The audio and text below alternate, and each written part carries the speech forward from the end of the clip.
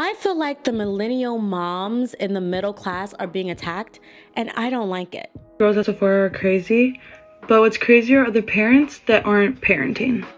You don't even have kids and you're saying what you would do as a parent. Watch your mouth. Explain to me why you can't get by on 180. $300.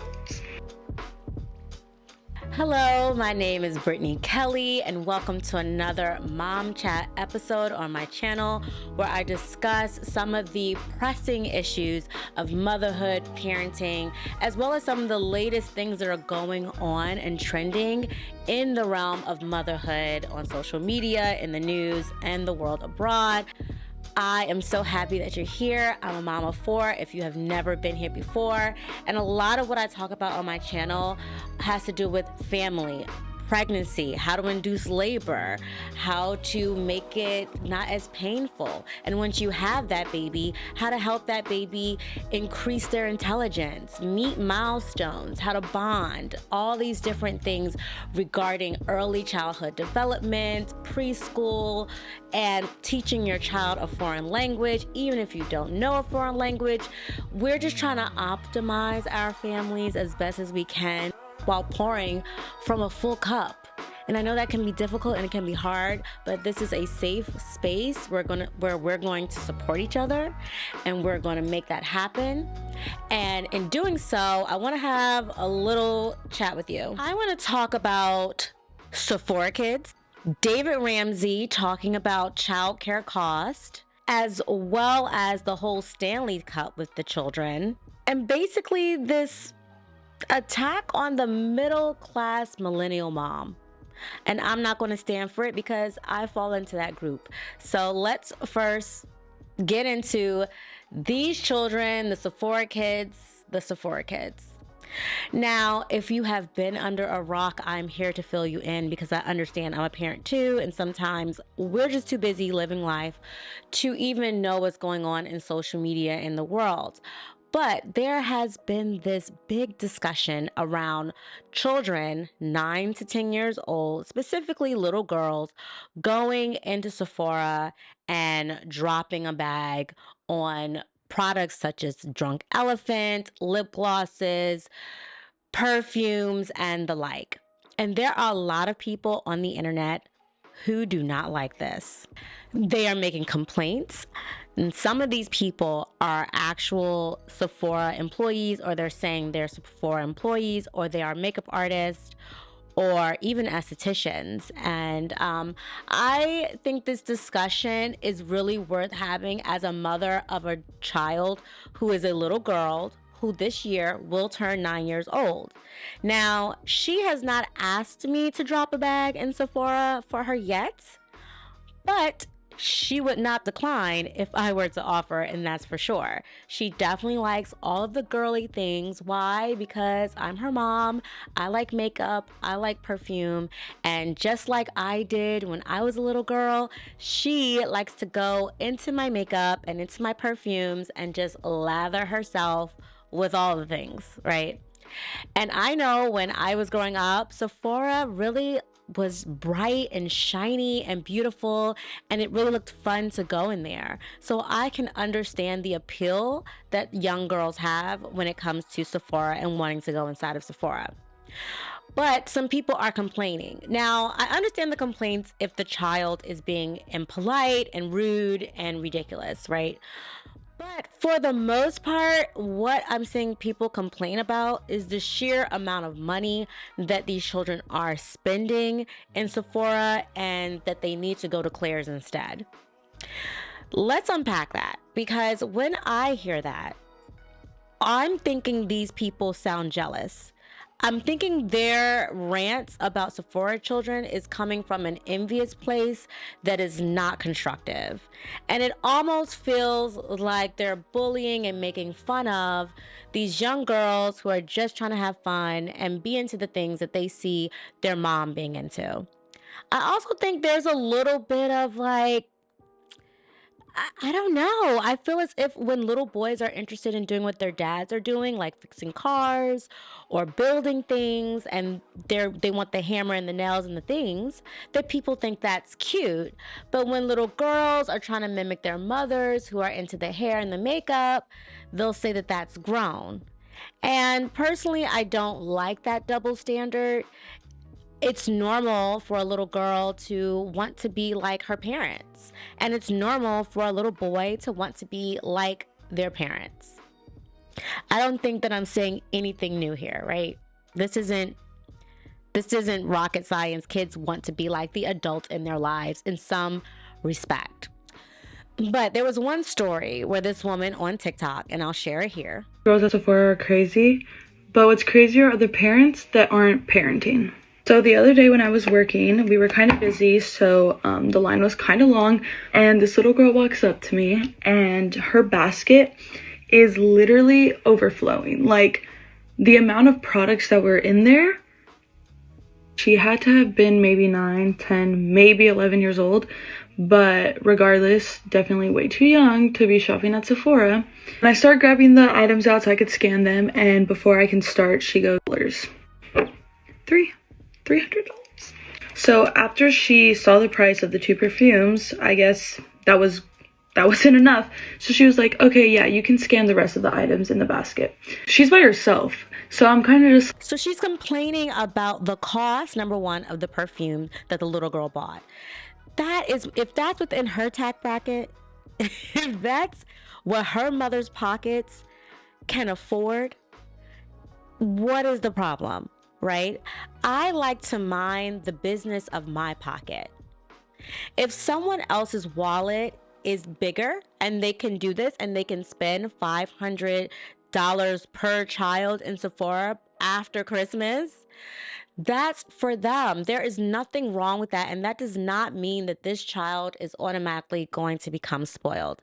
Let me know in the comment section if you think giving children things like beauty products or toys is going to spoil them and ruin them and make them absolutely awful adults. And if you think otherwise, let me know as well. Personally, I think otherwise. I actually don't think that having things versus not having things as a child is the ultimate say in character development. There's so much more to that, because I've met people who have absolutely no money and they're awful human beings. And I've met people who have a lot of money and they are the sweetest, kindest people. So I don't think that is really the gauge. So anyway, this woman's being very, very critical of this little girl who is literally minding her business, trying to just purchase some products from Sephora. And a lot of people in the comment section always talk about the skin. Oh, it's going to ruin their skin, all of these things. However, this is just a guess. We do not know this. As far as I learned when I took anatomy and physiology in school, the cells of your skin turn over pretty quickly, and especially when you're little and when you're young. So the skin she has today at 9 is not going to be the skin she has at 16 or 30. It's going to just keep changing, right? And so I don't see the big issue. They're talking about harsh chemicals like retinol and retin A, and certainly children don't necessarily need this, but some children actually do if they're suffering from acne. And retin A, which is much stronger than retinol, is actually okay for children who are 9 years old, according to some research that I did after I saw the people complaining about it ruining their skin and not being appropriate for their skin. There are times when a dermatologist will prescribe these chemicals for a young child's face. And let's not even talk about all the chemicals that children are consuming when they are eating fast food, processed foods, and now even drinking out of a water bottle exposes you to a lot of different plastics and chemicals. So why nitpick this? Right? Why come at the girly girls? I don't know. It just feels like there's this attack on the girly girl, especially if she is the child of a middle-class millennial mom. And I'm going to get into that in a second. But let's jump over into something else dealing with children as well, and the same age group, the Stanley Cup. I have a Stanley Cup. I don't even know why. It's okay. It's okay. I took it to jujitsu. Someone kicked it over and water got everywhere. So personally, it's not my favorite cup to use because usually I'm going to the gym with the cup that big, and yeah, it can knock over and the top can come off pretty easily. So whatever, it's the phase though, and a lot of little girls really like it. Again, my daughter, who is around that age group, has not asked for a Stanley Cup or any specific type of water bottle to go to school with. She just has a standard water bottle with her name on it, super cute. That's it, right? However, a lot of little girls are wanting this. And one mom took to the internet about how she bought her daughter a look-alike Stanley Cup at Walmart for $9.98. Her daughter takes this cup to school, and the little girls there are saying that she has a knockoff designer cup. They are making fun of her. They are saying, rude things, and she comes home upset. That being said, before you come at me, if you're a mom, if you're a parent, and you can do something to keep your child from getting made fun of, to help fit in, you're gonna do it. So we went and bought her a 30-ounce Stanley. In our area, at our local Ace Hardware, these are $35. Can we afford to buy her a Stanley? Yes. Did I think that she needed one? No. Apparently I've been proven wrong by the children in our school that are making fun of her for not having a real name brand Stanley. Her mother, of course, feels bad because why would you try to make someone feel inferior because they have a different brand of the popular craze cup? But this isn't new. Children, people have been doing this for ages. I remember this was a thing when I was a child. You always had something, whether it was the Gigapets or the Nanopets, and if someone had some type of weird knockoff version, people did say rude things to them. Or when there was the Seven and True Religion jean craze when I was in high school and college, and people did say rude things to others who did not have those type of jeans. So this isn't new, right? Kids, people have been making fun of others for not having what is deemed at the time the appropriate status symbol and trendy item.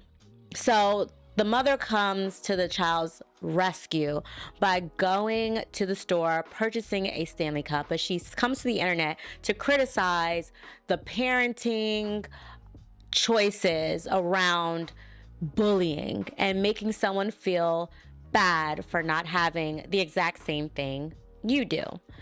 However, people were chewing her up in the comment section. They were saying that because she went to go get the cup, that her child was being taught materialistic values, that her child was being taught that her value is based off of a cup, that her self-worth is based off of a material item. Personally, I do not think that is the message that she sent the child. And a lot of parents were saying they would have told the child, I'm not getting you another cup, even though they could afford it, because this mother stated that she can afford luxury things and name brands, and it's not a problem for her to go get a $35, $40 cup. So that's not the issue. So parents who were saying even though they could afford it, even though they could afford to go get this cup, they would still not get the cup for the child because they wanted to teach their child a lesson about not caring what other people think. Personally, I don't think that's what the child would learn. Stick with me.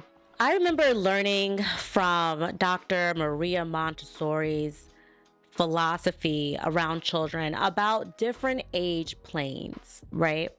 And within those planes, there are different developmental things going on. And at that 9-year-old stage, they have shifted into a space where they really and deeply care about fitting in. They care about the opinions of their peers deeply. And because they care about the opinions of their peers deeply, ignoring your child when they come to you talking about being bullied or being made fun of and not feeling like they fit in, and telling them, okay, well, get over it, you shouldn't care what other people think.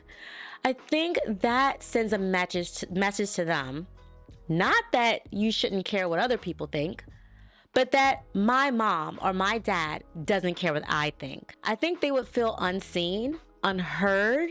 I think they would feel dismissed. And I think that can start to build a relationship where the child doesn't feel like you are a safe space to go to discuss difficult social situations, because they're going to go with the classic line that we've all heard at some point: oh, parents just don't understand, right? There's a whole song about that, right? Parents just don't understand. And that's not what I personally want my children to feel when they come to me. I want them to feel that mommy does understand. Mommy does remember being a child. She does remember being this age. She remembers the trauma. She remembers the stress. And if she can do something to help me manage it a little bit better, she's going to help me. Now, of course, personally, I would just go ahead and get the cup, because yes, I can afford $35 for a cup. I can. It won't hurt me. I'll eat after buying the cup. So I would get it. And then I would work on reinforcing that understanding of, you know what? That was really mean for those girls to make fun of you for the type of cup that you had. I like the cup that you had. You like the cup that you had, right? And you know how you felt when someone did that. So you shouldn't do that to other people. And as you get older, each day, you'll have a better understanding of how to not care what other people think. You will learn not to care what other people think. And even giving them that challenge, you will learn. I think they will take it in their hands to say, you know what? Yeah, I'm learning not to care what other people think.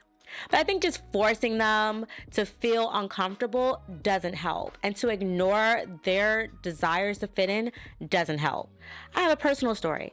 When I was 8 years old, the Power Rangers had an episode coming out where we found out finally who the White Ranger was. And I knew everybody at school the next day was going to be talking about this.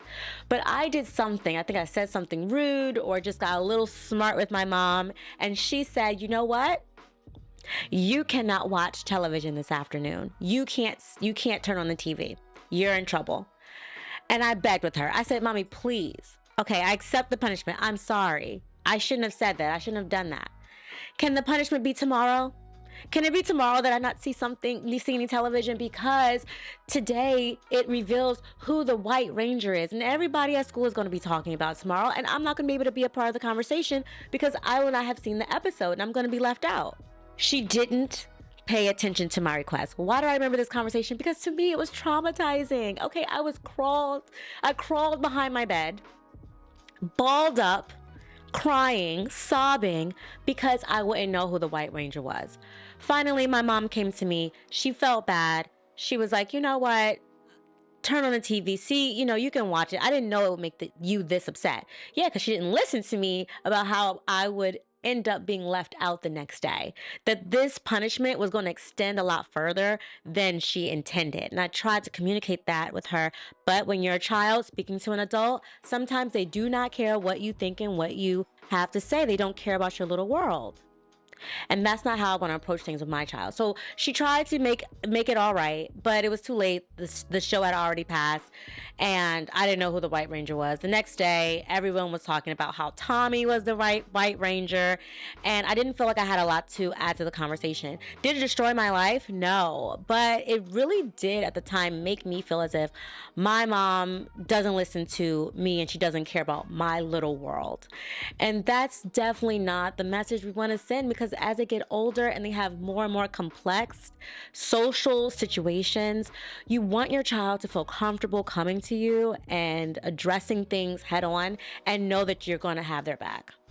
So to me, I think the mom did a great job. And I think all of the people who are hyper criticizing her are just mom shaming. I mean, there's one thing to say, hey, I would do something different with my child. And there's another thing to say, hey, you were wrong for buying your child a Stanley Cup. Hey, you were wrong for spending money in Sephora or on lip glosses for your child, or $300 in perfume for your child, and you're a bad parent. I think those are two very different things. We can have different parenting styles, but I hope that the community here that I have on my channel, we're pretty solid. We're pretty solid. So I don't think anyone would go as far as saying that person was a bad parent, but maybe they would say I would make a different choice, and those are different things. I think that's fair. All right, this is stressful. This is going to stress me out, but let's talk about David Ramsey. This is what he had to say about child care costs when a caller called in saying that even with $180,000 a year in income between him and his wife, that he is having a difficult time because he is spending $80,000 a year on childcare. But in the meantime, I'm having trouble paying costs, including 2 kids in daycare. Explain to me why you can't get by on 180. Child care costs are about $80,000 a year. $180,000, and you're going to explain that with child care costs? Hold on. It's about $80,000 a year. I'm going to be as nice as I can, Dave. You guys have lost your minds. Yeah. Come on, dude. That's just dumber than crap. In the world, it doesn't make that stupid. Oh, gosh. Find you a free summer camp. Childcare is out of control. I don't really think that there is a debate about that. And it is sad to see someone like David Ramsey, who calls himself a financial expert, be so out of touch and gaslight this parent and this caller into thinking that they were doing something wrong. First off, they were saying find less expensive options. This is his child. These are his children. At the end of the day, you want to send your child somewhere that you feel is safe, all right? And there, unfortunately, comes a cost with that. There was this really funny video on TikTok. I shouldn't laugh because I do think that it was inappropriate and I would just pass out if my kids were doing this. But they were showing the inexpensive, cheap daycare and what it looks like.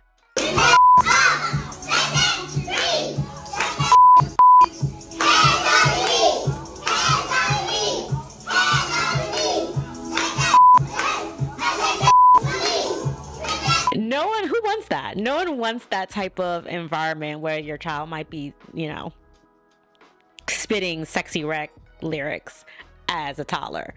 So I don't think it's fair to say, oh, there's less expensive options when the price that he stated was the standard price. And a lot of other people pointed that out, that it's pretty standard to pay around $2,000 per month per child for childcare.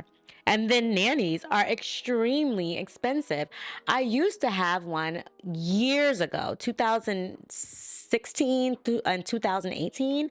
But certainly having one now is a completely different cost that I'm not willing to pay. No, I'm just going to tough it out.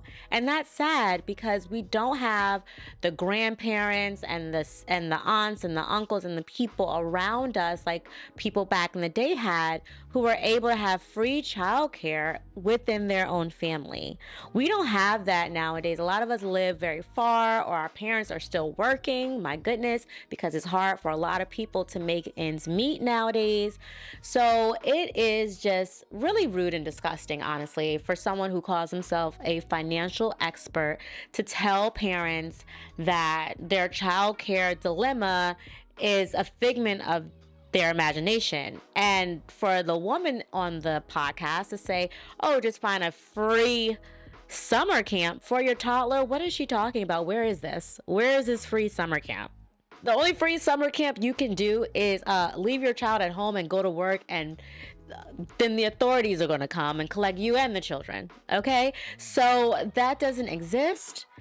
It is sad. I don't know what the solution is. Maybe somebody can let me know, because summer camp is coming up for us and we're going to have to shell out some money for our kids. And it's stressful every year. And then let's not even talk about the whole summer camp thing. It's January and I am behind the ball on even securing a spot for summer camp for my children. You have to know months and months in advance what you're going to do with your child every single summer. And every single summer, I really fell at this. And this is something that I can actually grow up in. But I don't know. A part of me feels like I'm rebelling. This is ridiculous. It shouldn't be this way. Why is it this way? And all of that leads me to the question, why is there seemingly an attack on the middle-class millennial mom? Everything she does isn't good enough. Everything she does is going to hurt the child. I made a video showing all of these different activities that I exposed my child to when she was 0 to 3 years old and my son when he was 0 to 5. And it went viral on TikTok. It had, I think one had 3 million views, another one had 1 million views. And people were saying I wasn't letting my child be a child. Some people were saying they loved the idea, and then other people were hypercritical, even though I didn't detail what our actual day looked like, how much time they spent doing each thing. They were just so quick to criticize me. Then they're going to criticize the money that you spend. If you spend it on activities, you're wrong. If you spend it on toys or clothes, you're wrong. If you don't spend it at all, you're wrong. I mean, if you get your child a cup, you're a bad parent. If you get your child lip glosses in Sephora, you went to the wrong store. You should have taken them to Claire's. The Claire's lip gloss isn't cheap either, honey. I mean, my gosh. What are we to do? If we have enough money to spend on our child, we are raising children to be spoiled brats. If we don't have enough money for our children and for daycare, we had too many children, we were being irresponsible, we should have been on birth control, we shouldn't even be allowed to have kids. There really is no safe space to exist as a middle-class millennial mom. And the hard thing is we are having such a difficult time. When it comes to childcare, we make too much money to have our children be assisted as far as financial aid. You really have to be below the poverty line to have any sort of real assistance and to have your children in these type of schools. So you can't win when it comes to financial aid, right? You can't win when it comes to childcare and having that subsidized. You have to pay for it because you make too much money. But you don't make enough money where it's livable after you cover these costs. And some of these costs are more than your mortgage, especially if you have more than one child. So we're in this really uncomfortable space where we're just trying to do the little things to make our children happy. We're trying to do the big things to make our children happy. And we step onto social media and other parents are criticizing us. And I could do a whole video on this. People who are childless. You don't even have kids. You don't even have kids and you're saying what you would do as a parent. I mean, how ridiculous. Watch your mouth. Oh, watch your mouth. Oh my goodness. And please don't tell me, oh, this is what my parents did, because that's default parenting. You don't know what you're going to do when you have a child. You might think, okay, actually, my parents did that and that was wrong. I actually was traumatized when my parents made me do those things. I actually was traumatized when my parent could afford for me to have nicer things than what everyone else had, and they still forced me to wear hand-knit sweaters. That bothered me. And it traumatized me. And now I want to pass on that experience to my child. You might not feel that way, honey. You might not want to haze your child like that. You actually might want to show up for your child in the ways that you wish your parents had shown up for you. And you know what? Honestly, guys, that is all that I have to give today on today's Mom Chat and all the things that I see happening on social media in terms of motherhood and my thoughts. I hope you enjoy these episodes where you kind of get a look at the person behind the scenes, the mom behind the scenes, and my personal views and what I align with. I hope this makes us closer. If you have not subscribed, please hit the thumbs up, subscribe to the channel, share this with your friends, have the discussion. Let's talk about these things. Let's figure it out. Let's make this a safe space on the internet. There aren't many left. But let's keep this one the way it is, all right? And I'll see you in another video and in the comment section, all right?